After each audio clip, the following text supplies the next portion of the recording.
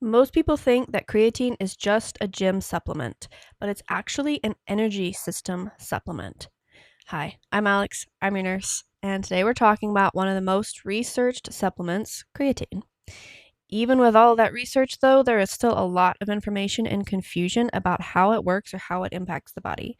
I get on social media all the time and I see people say a lot of weird things about creatine. So let's talk about it and see what it actually is.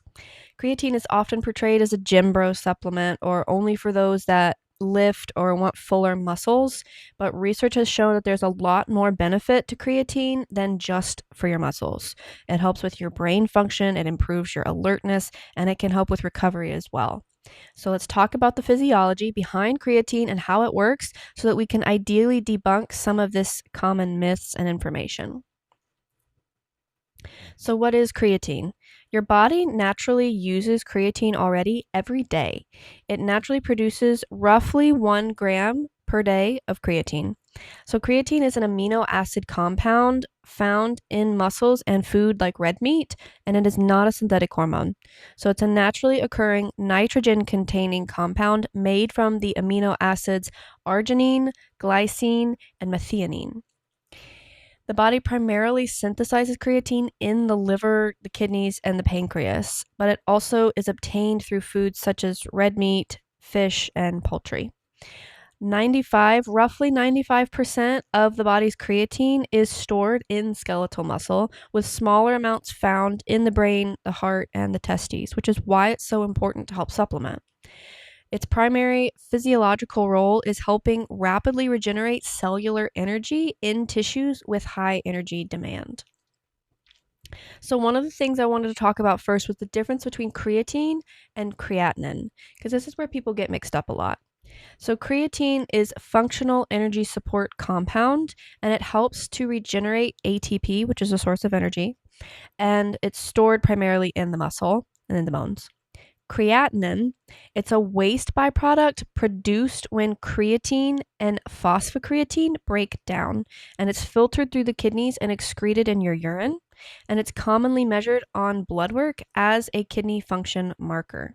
So the important nuance here, creatine supplementation may increase creatinine levels without necessarily indicating kidney damage in healthy individuals.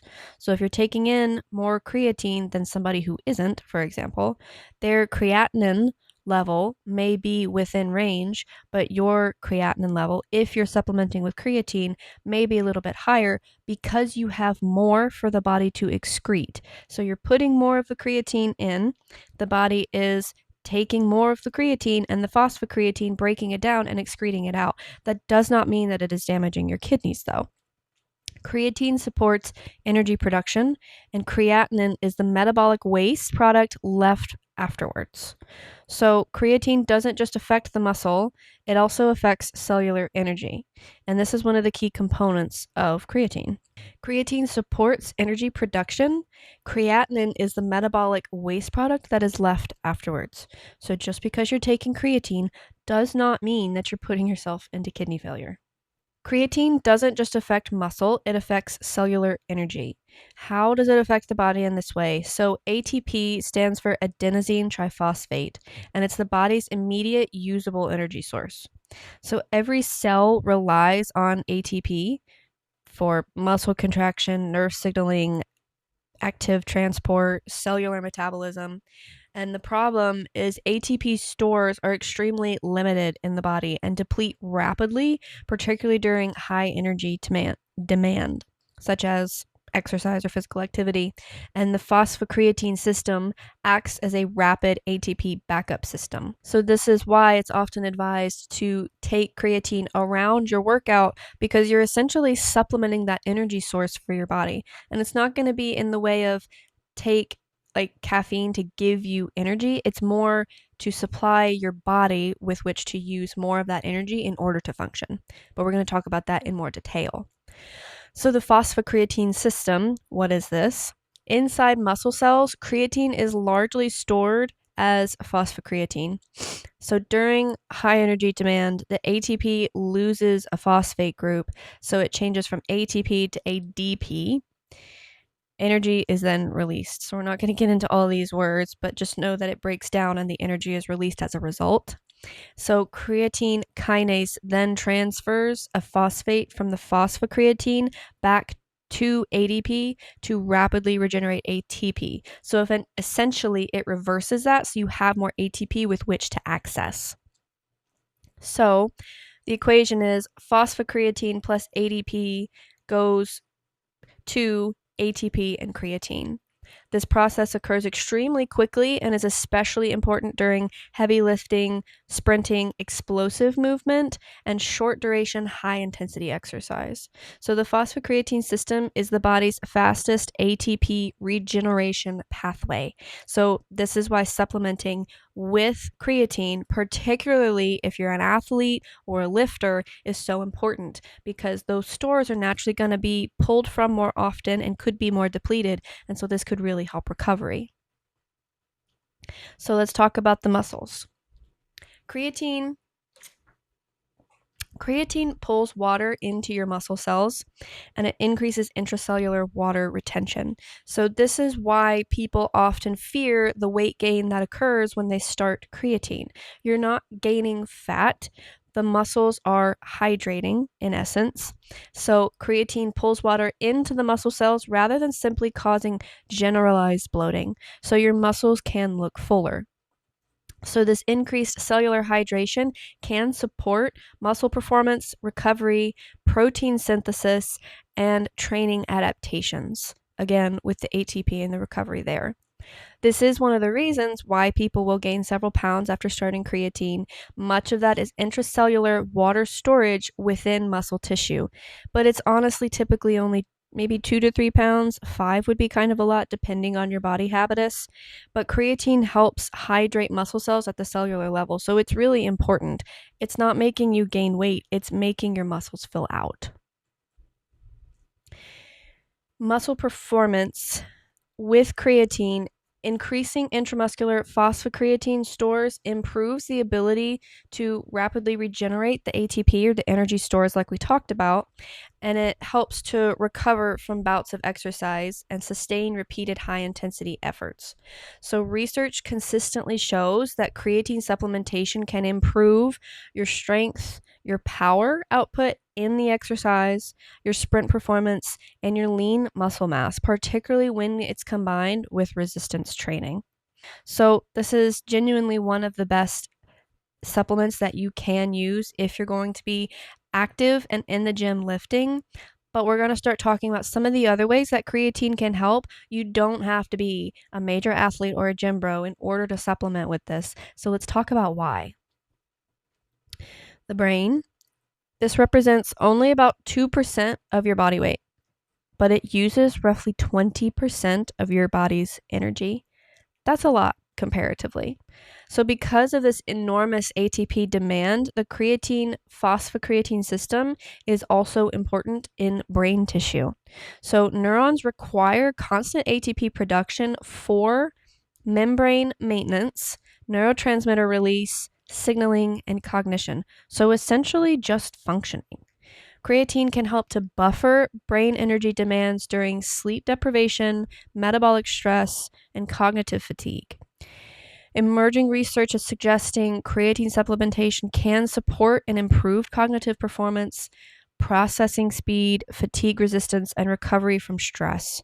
So if you're having, maybe you didn't get a lot of sleep the night prior, maybe bumping up the creatine that you take, if you take it daily, and taking closer to 10 milligrams to 20 milligrams can actually give you that bump of clarity, essentially, and cognitive functioning, so that you don't feel so fatigued throughout the day, because your body is not going to be pulling, or your brain rather is going to still be pulling, but it's going to have more to pull from. So this evidence is still evolving, though, with studies on creatine and the relationship to the brain. But creatine is not just a muscle supplement, it's an energy system compound. And ultimately, we could argue that your brain is probably your biggest muscle. It is flexing and working, even if it is in a slightly different way. So, kind of flipping gears here a little bit, let's talk about the kidneys again. What do the kidneys do? They filter your blood They regulate fluid and electrolytes within your body, and they excrete any metabolic waste that is not needed from there. So creatinine is one of the markers commonly used to assess kidney function. Because creatine converts into creatinine, people taking creatine may show mildly elevated creatinine levels on their lab work, but this does not automatically indicate kidney damage or failure. Most research has not demonstrated kidney damage in healthy populations using the recommended doses, which we'll talk about in a little bit. But however, with people that have existing kidney disease, impaired renal function, or maybe they take certain medications that could alter their kidney processing, consult with your healthcare provider first before taking creatine or discuss how much would be safe to take. So I've mentioned it a few times, recovery. How does creatine help with recovery? Creatine may improve recovery by helping restore phosphocreatine stores faster in the body, improving cellular hydration, again, just like the muscles filling with water because we supplemented with creatine, reducing muscular fatigue as a result, and then improving repeated performance capacity. So some studies also suggest creatine can reduce exercise-induced muscle damage and inflammation after intense exercises. Again, if there's more energy and more hydration for the muscles in our body systems to pull from, then it can more accurately recover. So because creatine supports rapid ATP regeneration, again, that's energy, it may improve resilience during sleep deprivation, cognitive fatigue, and high stress demand. So this is why creatine is increasingly being studied beyond athletics and physical performance, because it's really starting to show that it affects the whole body in positive ways.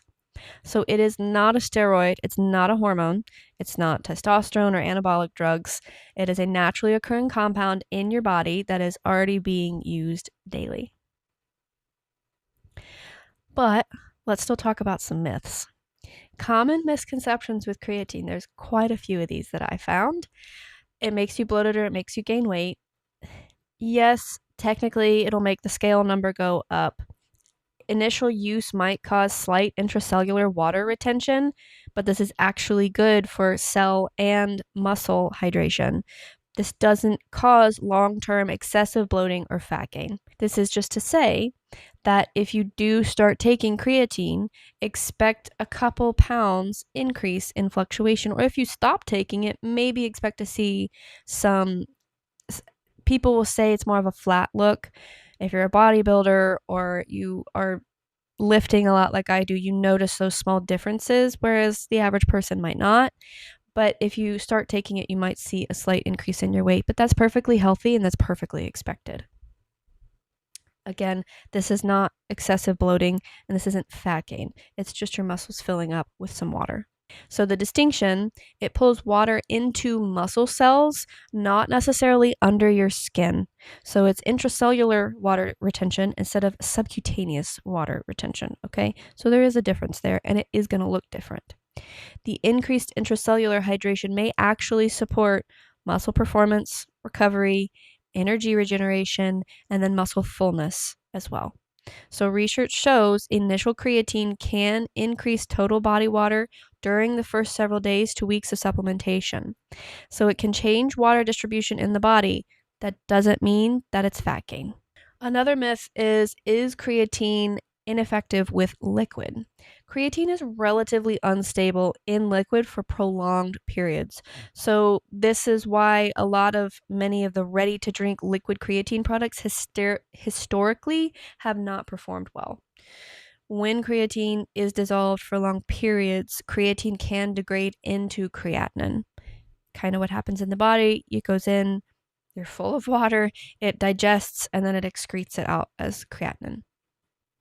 So creatine monohydrate powder remains the most studied, the most effective, and the most evidence-based supported form. And this also leads me to talk about gummies. There's a lot of different forms of creatine outside of just the powder or the drinks, but a lot of gummies are starting to come onto the market. Gummies can work if they contain adequate creatine dosage.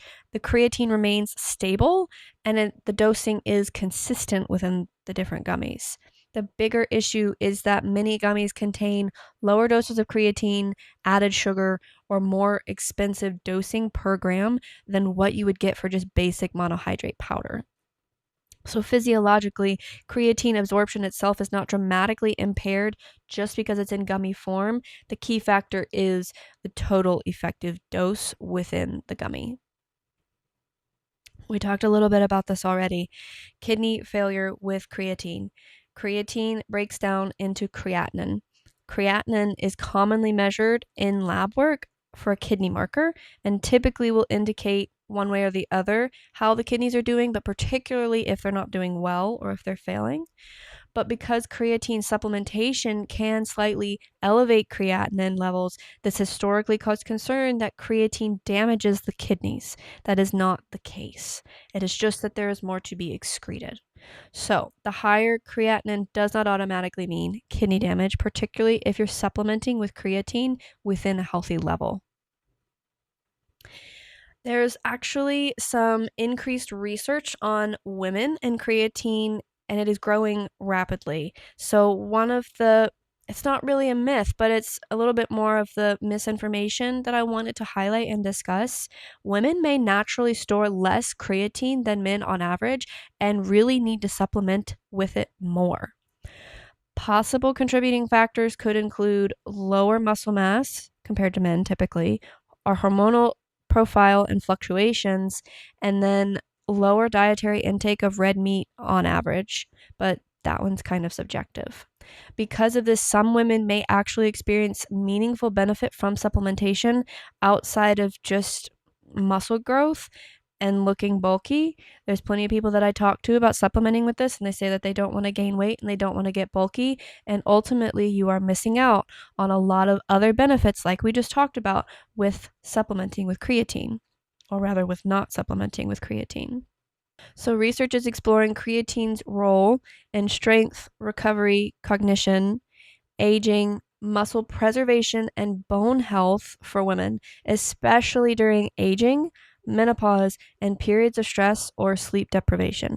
Think about how much the female body on average goes through. And that's not to say that men don't go through stress as well, but with our different hormone profile fluctuating every 28 days, and then on top of that, should you ever get pregnant and have children, childbirth is war. Like, I don't care how people look at it. Childbirth is war. Like, that is a big deal to put your body through. And we can talk about specifics on that if you want to learn. But then from there, you want to talk about postpartum and breastfeeding and then aging and menopause. There's so many changes that go on in the female body just for hormones alone. And so to supplement with something that can supplement all of these different processes so that you have more energy, you have better recovery, you have more bone density, you have improved muscles, why not? Like, that seems like a no-brainer to me. So, do you have to take it? Absolutely not. But I just want to talk about some of this stuff and give you the information so that you can make the best decisions for your own health. I mentioned this a little bit a while ago, but you lose muscle after stopping creatine. If you stop taking it, your muscle creatine levels will drop back to baseline, reducing some of the water-driven muscle fullness, but you will not lose actual muscle mass or tissue that you built. You might look flat, maybe, or you might feel like you look flat. I'm not saying you actually will, but you might feel like your muscles look less full, because they are, but that doesn't mean that you actually lost strength. If creatine supplementation stops, muscle creatine stores gradually return to baseline over several weeks. As this happens, some intracellular water decreases, and so muscles can look less full or less volumized, even just a little bit. But this doesn't equate to losing actual muscle tissue. True muscle loss, atrophy, occurs from inadequate stimulus, detraining, insufficient protein intake, and catabolism over time, or the muscles breaking down essentially. Stopping creatine doesn't suddenly remove your contractile proteins or your actual muscle tissue. So you may lose some water-driven fullness, but not the muscle that you've actually built. So now that we've debunked some myths, how do we take creatine? There's different types of creatine. We talked about gummies and liquids. Ultimately, creatine monohydrate is the most researched, the most effective, and the safest form of creatine, with no superior alternatives so far. You can get this from Amazon in a powder. You can get like capsules that have the dose in there if you want to take it that way, but mix it in a little shot of water and take it really quick, or mix it in an energy drink before, or like your protein drink before you're going into the gym, and drink it before you go in or after you come out. Ideally, you want to mix it and then drink it within, I think it's 20 to 30 minutes. Because again, if that creatine sits in the liquid for too long, it will degrade. So mix it with liquid or water in order to drink it in the morning. That's perfectly fine. That's how you're supposed to take it, but it's just how long it sits in the water, okay, for it to be effective. So, muscle creatine stores may increase 20 to 40% with supplementation. So, recommended doses 3 to 5 grams daily for maintenance. And then there's discussion about a loading dose, 10 to 20 grams for a few days as you're starting, but it's not necessary. You can just start taking it. I believe it's roughly 3 grams for females on average and 5 grams for males on average. I've personally started to increase my dose though, because Rhonda Patrick talks a lot about how helpful creatine is and how you actually need more than you think you do. Particularly closer to the 10 grams can start to help with brain health, focus, and cognition. So I think it's roughly 5 to 8 grams on average a day. Somebody will probably come for me in the comments and say that that's not healthy. Okay, but I've done my research and it works for me so far. Ultimately, consistency is key. So if you don't want to do loading doses, that's perfectly fine. Take it daily, even on your rest days. You don't have to time this around your exercise if you don't want to. We'll talk about that in a second, but timing matters less than just doing it consistently. That way, your body has the adequate amounts of storage with which to pull from. Want to drink plenty of water when we take it. Creatine pulls water into the muscle cells, so you want to stay well hydrated throughout the day. And then the best time to take, many studies suggest taking it shortly before or after your workout, and mixing it with a carb or a protein source can help to improve absorption. But if you're not, again, a gym junkie like I am, and you just want to take it in the morning with all your other supplements, then do that. That's better than not taking it at all. So, my key takeaways: creatine primarily supports one thing throughout the body, and that is rapid energy availability. It affects not just your muscles, your brain, your kidneys in a healthy way, your bones, and ultimately, your body needs more stores with which to pull from. Most of the fear around creatine comes from misunderstanding the water shifts, the lab markers, or confusing creatine with hormones, not from the actual research. And no, it's not a steroid. It's not just for gym bros. It's for everybody, because if you have a body, it has creatine and it needs it to function. I hope this helped explain some of the importance of creatine, how it affects the body, but more importantly, to dispel some of the information or confusion, I should say misinformation or confusion around the supplement. If you have any questions, you can leave a comment. You can also reach out to me on Instagram at Health Recoded Podcast. I will answer there. I host this every week and I talk about all different kinds of health topics. So if there's something you want to talk about, please reach out. I would love to hear it. I will see you guys next week, and thank you for listening.